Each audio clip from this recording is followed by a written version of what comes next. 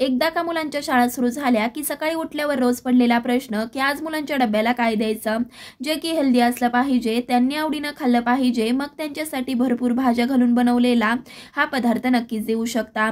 तर त्यासाठी इथं मी काय केलं, अर्धा वाटी जाड रवा घेतला, त्यानंतर मग कढई गॅसवरती गरम करायला ठेवली, त्यामध्ये एक पळी तेल गरम करायचं। तेल हलकं गरम झाल्यावर 1 चमचा मोहरी, 1 चमचा जिरे, 1 मोठा कांदा उभा पातळ चिरलेला घालायचा आणि 2 ते 3 मिनिटं परतवून घ्यायचा।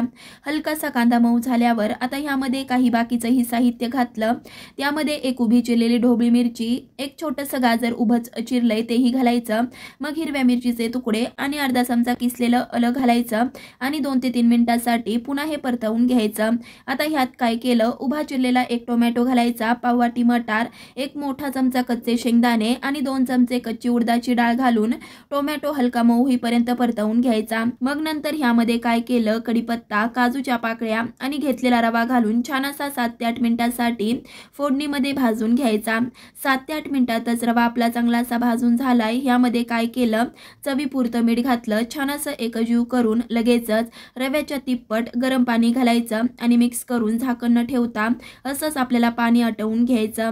आता ह्यामध्ये काय केलं, साजूक तूप घातलं, कोथिंबीर घातल्यावर पौष्टिक भरपूर भाज्या घालून केलेला उपमा तयार झाला। बऱ्याच वेळेस काय होतं की लहान मुलं भाज्या खायला कानकुसर करतात, तर अशा वेळेस भरपूर भाज्या घालून केलेला हा उपमा तुम्ही नक्कीच त्यांच्या डब्याला देऊ शकता आणि ते डबा नक्कीच चाटून पुसून खातील, ही माझी गॅरंटी।